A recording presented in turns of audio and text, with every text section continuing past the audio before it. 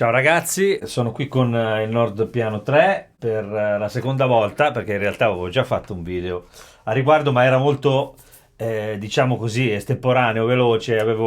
Ce l'avevo davanti per la prima volta e l'avevo suonata perché avevo fatto un discorso sul fatto che si fosse deprezzata dopo l'uscita del 4 e sul triplo sensore, su quali erano le caratteristiche. Adesso invece ho fatto un'esperienza importante di 3 mesi, 2 mesi e mezzo di tour abbastanza serrato. Abbiamo fatto 50 date, qualcuno di voi amici sa di cosa sto parlando, alcuni mi sono anche venuti a sentire, è stato veramente carino da parte vostra. Devo dire che mi sono trovato bene, l'ho usata per 50 date, infatti insomma ho preso un bel po' di legnate tutte le sere e mi sono accorto un po' di di che pasta è fatta, insomma. Vi chiederete perché ho fatto questo abbinamento, perché non è un confronto. In realtà era perché mi sono messo lì per scherzo a cercare di riprodurre più o meno l'S700, diciamo dell'S90 ES qui su Motif. L'ho caricato nella flash e così lo sentivo, non sono uguali chiaramente, sono campionamenti diversi, e volevo parlare un po' di quello che è la percezione che abbiamo e poi la resa reale live nel senso più tecnico del termine, nel senso non tecnico, come si può dire, più tecnicamente emotivo possibile. Allora, mi spiego meglio. Se voi li prendete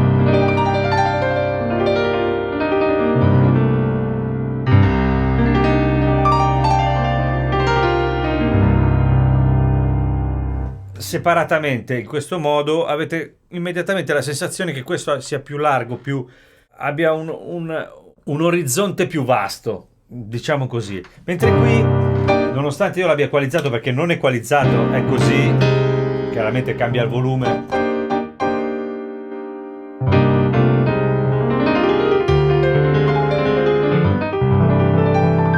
Questa è un'equalizzazione che ho fatto adesso per farli in qualche modo somigliare. Ecco, prima di tutto c'è da dire che con Nord si può fare questa cosa qui, si può tentare di avvicinarsi a un suono che ci piace utilizzandola. Quindi insomma questa è una grande risorsa, utilizzando le caratteristiche e le specifiche che ha, quindi l'equalizzatore piuttosto che tutto il resto. Ma insomma ci arriveremo. Ora, quello che volevo dire io è che qual è la mia esperienza? Allora, io ho usato il White Grand, in realtà questo è un Royal Grand 3D, ma non è quello il problema. Ho usato il White Grand perché legava bene con il resto degli strumenti. Allora, questa è la prima fase, la cosa più importante. Uno strumento in quei contesti, quelli live un po' grossi, magari con gli in-ear in cuffia, poi quello che esce dal PA deve legare. Ora, a questo normalmente ci pensa il fonico, ma è anche il musicista che deve dare un'informazione che sia utilizzabile in questo senso. Io ho trovato poi attraverso un EQ, all'inizio non mi trovavo, ho cercato un suono che mi soddisfacesse e che fuori rendesse, fosse efficace. Il discorso è che si può plasmare veramente tanto il suono con il Nord Piano. La tastiera è bellissima,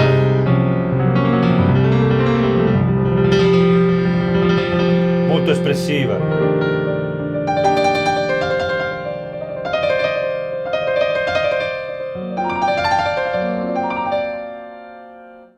Il range dinamico è larghissimo.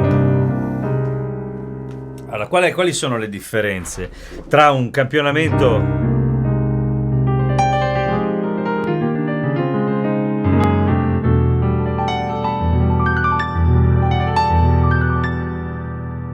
così ampio e largo e uno un po' più stretto?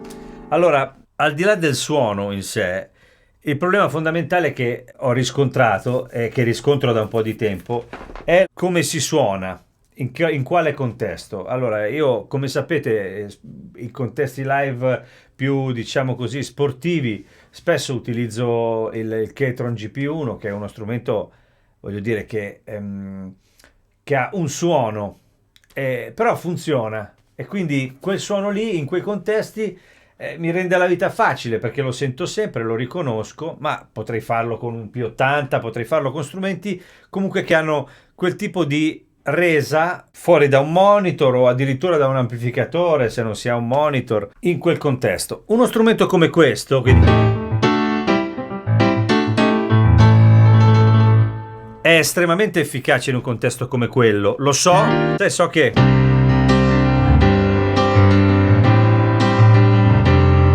questa cosa, io qui non ho equalizzato niente, questo è lui. Già pensato con quella mentalità. Questo, nonostante le Q, sentite che non ha questo splendore, diciamo. Sì, posso cambiare, posso mettere un silver.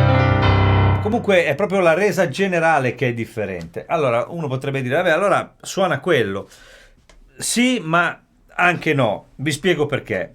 Perché, come dicevo prima, in quei contesti di cui parlavo è un discorso, ma quando si suona in cuffia, insieme al resto, con un'attenzione dinamica così a fuoco, così focalizzata sul suono e sull'ambiente che si crea, in cuffia, in questo mix che il fonico di palco vi manda, sto parlando di situazioni di questo tipo ed è il motivo per il quale secondo me queste tastiere sono valide in quei contesti, non che non siano valide in altri, ma in quei contesti in particolare, perché in quel mondo lì, quel mix che abbiamo in queste cuffie chiuse in testa, questo suono si sposa bene con gli altri e con il resto, lega bene con le chitarre, con le chitarre acustiche, le elettriche, il basso, non c'è mai quel basso eccessivo. Questo capita perché lì dentro noi abbiamo un mix che poi nel PA il fonico di sala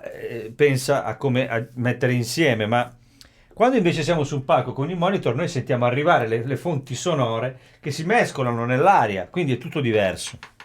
Allora, questo suono qua, che può apparire meno ricco, mi ha aiutato per quello che riguarda le dinamiche più intime. Nel senso, se io volessi fare un intro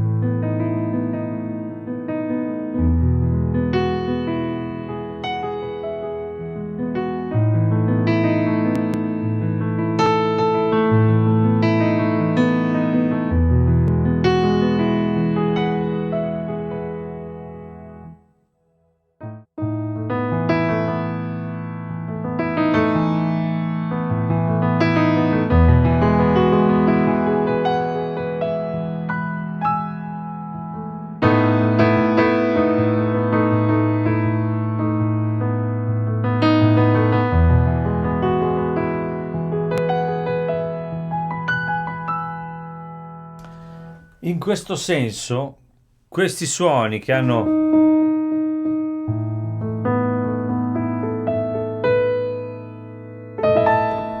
questa possibilità di dettaglio, adesso non ho la string resonance perché per rendere giustizia a entrambi, ma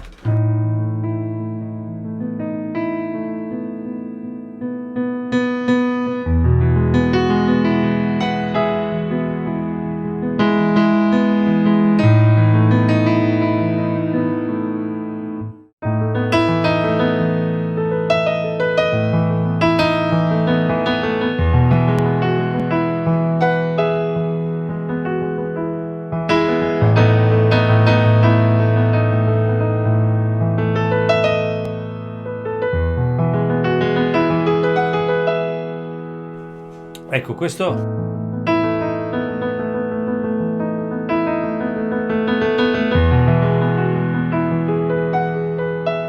Questa possibilità di dettaglio, questo funziona ed è anche emotivamente molto bello da ascoltare. Il discorso è che noi stiamo lavorando in una situazione in cuffia dove siamo tutti insieme e sentiamo ogni particolare. Questo ci aiuta a livello artistico. Quindi se io in cuffia invece ho... Qui mi andrebbe ancora bene perché qui stiamo parlando di un piano già con una componente di realtà al suo interno molto, molto pronunciata. Ma se io usassi un suono come questo, che è per intenderci il suono del CP1.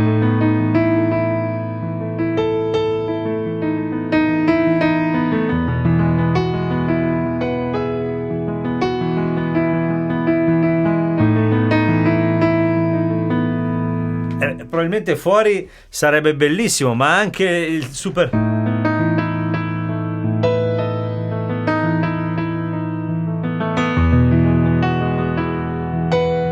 Anche il natural. Adesso esagero, metto il full grand.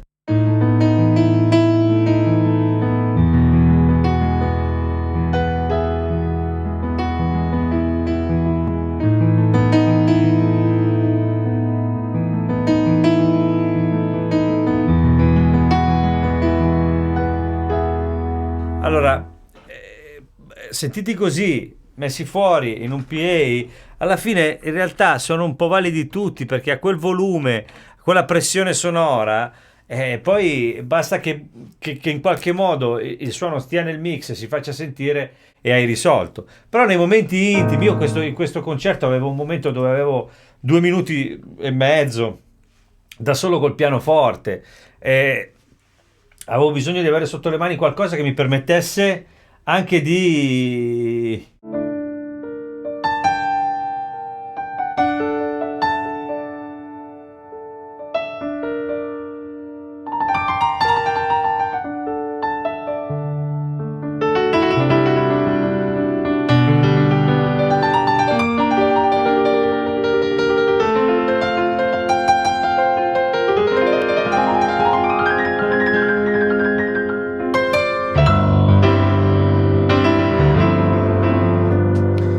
Ecco, questa possibilità espressiva che anche qui avrei.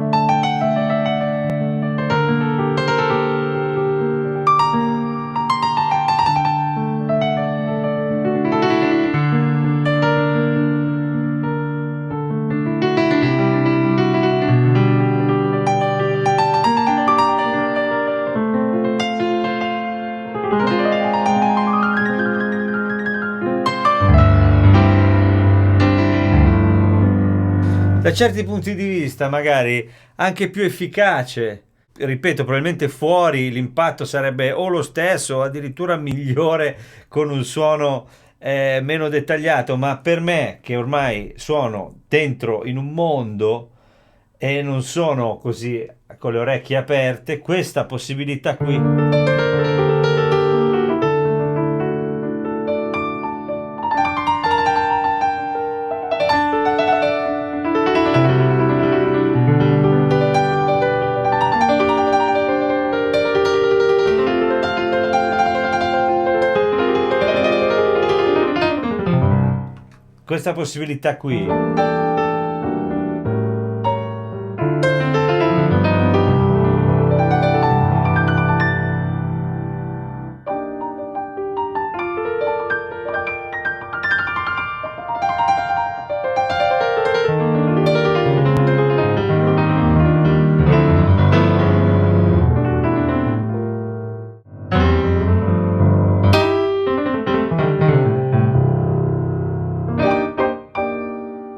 Questa possibilità qui di dettaglio interpretativo, adesso sto parlando in termini interpretativo, non so mica, cioè non sto mica facendo chissà che, sto facendo una cosa semplice, però in quella cosa semplice se io riesco a esprimermi meglio perché ho questo dettaglio, poi se fuori non è altrettanto efficace quanto un piano che magari può essere più giusto per un PA, però io sto suonando meglio e questo è più importante.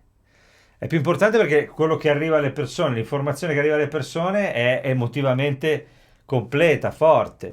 Se ho un piano sotto le mani che non ha tutte queste caratteristiche, come l'ho avuto per tanti anni, faccio del mio meglio e siamo arrivati fino lì. Siamo arrivati a quella possibilità di dettaglio e ci fermiamo lì e quindi ci accontentiamo di quello. Ma nel momento in cui il dettaglio migliora e si propone in nuove forme, chiaramente è come la televisione. Una volta guardavamo Blade Runner dentro una televisione grande così della Mivar, capito? Ci sembrava di essere contenti, adesso c'hai il 40, poi il 50 e vai avanti così. È normale. Full HD, 4K, è la stessa cosa, è identico. Adesso prova a prendere un Mivar, metterti lì e guardarlo. Sì, nostalgico, bello, quello che vuoi, però allora qui non siamo al Mivar, qui siamo a un HD Ready, per dire, no? Cioè, nel senso, e lo guardiamo e siamo felici. Però quando poi vai a casa dell'amico che c'ha il 4K e ti mette su il film, dici, porca miseria, bello. È la stessa cosa. Allora, il problema qual è? Che lì stai guardando e sei, tra virgolette, passivo. Qui invece no. Qui sei tu che ti stai esprimendo e se uno strumento ti permette di farlo meglio, allora si può anche andare un po' oltre la questione poi dell'impatto sonoro reale fuori. Perché anche il motif, il primo, il suono del pianoforte va bene fuori, però magari per certe cose diventa un problema. Poi ci sono dei casi rari, come l'altra volta avevo fatto vedere il P80 che aveva questa possibilità così un po' magica, no? Però, insomma, era per farvi capire quali sono state le mie elucubrazioni mentali. Poi ditemi anche voi cosa ne pensate, come la vedete. Poi, quando si tratta di pianoforti Nord contro il resto, partono sempre mille discussioni. Vediamo, insomma, come la vedete. Poi, chiaramente, tornando a Nord Piano 3, si entra nel dettaglio anche delle possibilità dei samples. Quindi adesso ho un pedale di volume con cui mi aiuto.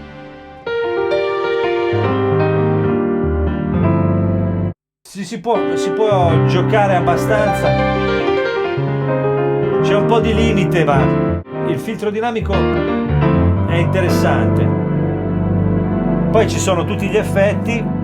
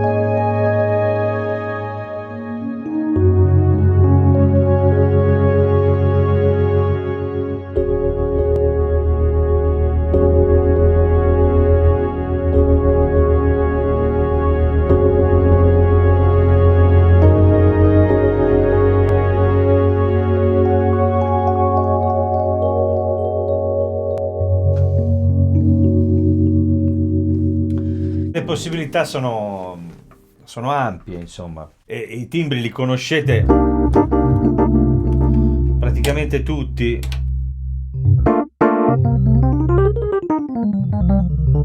Ci sono piani elettrici, Wurlitzer e tutto il resto, si può caricare tutto quello che vogliamo. Io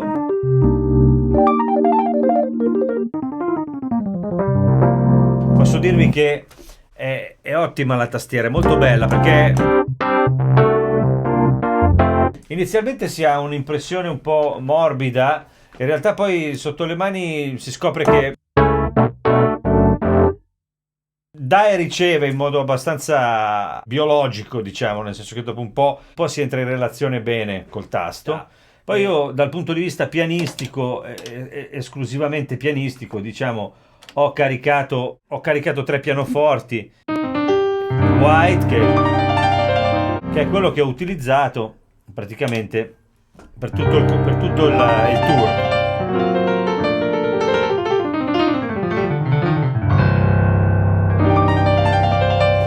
equalizzazione così, abbastanza simile a questa, che un po' ferrosa, se volete, così un po', insomma, un po' estrema, però in realtà fuori stava bene, bucava bene, aveva un ottimo impatto.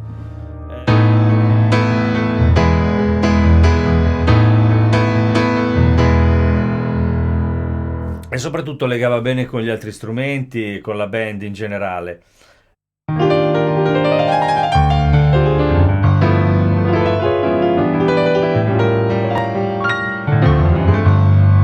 Questo era un po' il discorso dove volevo arrivare, e il discorso era che non è che io non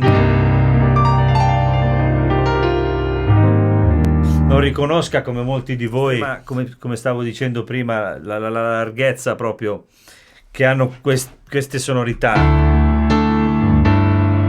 e la loro capacità di stare nel mix in modo potente, molto profondo. Per concludere, questo bivio che abbiamo di fronte, che è il momento in cui si sta creando una specie di spartiacque tra quello che è la vecchia generazione di suoni di pianoforte e la nuova generazione di suoni di pianoforte. Per chi è abituato a quella vecchia, a volte questi suoni possono sembrare così un po' chiusi in una scatola, se così si può dire. Dall'altra parte però è la possibilità espressiva che regalano è veramente molta, e se ci si adegua, se si trova un punto di incontro, si può fare molto bene, si possono avere degli ottimi risultati e anche grandi soddisfazioni.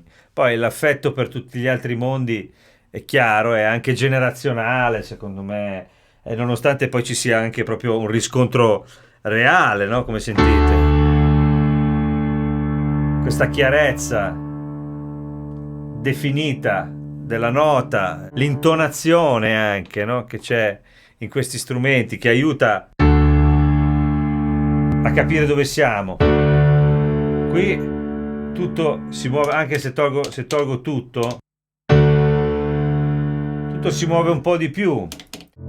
Possiamo viverlo come un limite oppure come la possibilità di stare insieme agli altri in modo un pochino più vicino al nostro strumento, perché noi siamo gli unici che suonano uno strumento che non esiste, nel senso che il chitarrista comunque ha un pezzo di legno in mano, il bassista anche, il batterista normalmente suona una batteria fatta di legno e tutti quanti stanno suonando degli strumenti. Noi stiamo suonando un computer, chiamiamolo così, o comunque qualcosa che riproduce uno strumento reale. Questa cosa qui è complessa e allora a volte si preferisce un suono che non sia un pianoforte ma che ci vada vicino, perché ci si sente insieme agli altri con personalità. Però in certi contesti questa vicinanza alla realtà, questa aderenza alla realtà che oggi viene proposta aiuta a livello espressivo e anche a legare in modo un po' più biologico. Io credo sia opportuno fare una riflessione riguardo questo cambio di rotta da parte di tutte le aziende. Ho provato il CP88, tutti stanno andando in quella direzione dove la verità è sempre più vicina. Ora, l'unica altra strada, altra possibilità sono gli strumenti a modelli fisici, che stanno migliorando sempre di più e che probabilmente arriveranno ad essere questa cosa qui ancora più, appunto, organica. Io lo spero, perché anche l'RD2000 già mi ha smosso. Per ora però ancora c'è un certo tipo di punch di questi campionamenti, vince in certi contesti, chiariamoci. Se io sono qua a casa e voglio godere, posso farlo con qualsiasi cosa, ma se devo lavorare c'è bisogno che quella cosa abbia un senso. E magari anche l'errore che aiuta a stare insieme agli altri, di intonazione non perfetta, l'armonico che parte, tutto quanto, contro una generazione precedente più definita, più chiara, più giusta, più a fuoco dal punto di vista dell'intonazione e della precisione, diciamo, sonora, magari anche la larghezza, però nello stesso tempo questo pianissimo qui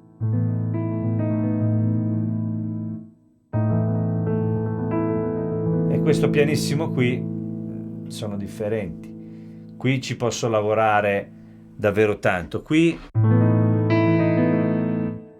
cambio immediatamente direzione, come se avessi sotto le mani uno strumento diverso dal piano. Qui comincio a pensare davvero come se fosse un pianoforte. Qualcuno dice sempre, ma quello non è un pianoforte, lo devi suonare per quello che è. Lo faccio da 30 anni, ormai sono 30 anni. Negli ultimi 7 o 8 ci sono delle nuove possibilità e chiaramente, insomma, ci si butta dentro e si vede di capire se vanno bene per le proprie esigenze. Io vi ringrazio, vi saluto come sempre, spero che questo video possa esservi stato utile in qualche modo. Se vi piace quello che faccio iscrivetevi e cliccate sulla campanella se volete mie notizie quando combino qualcosa. A presto, al prossimo video. Ciao ciao!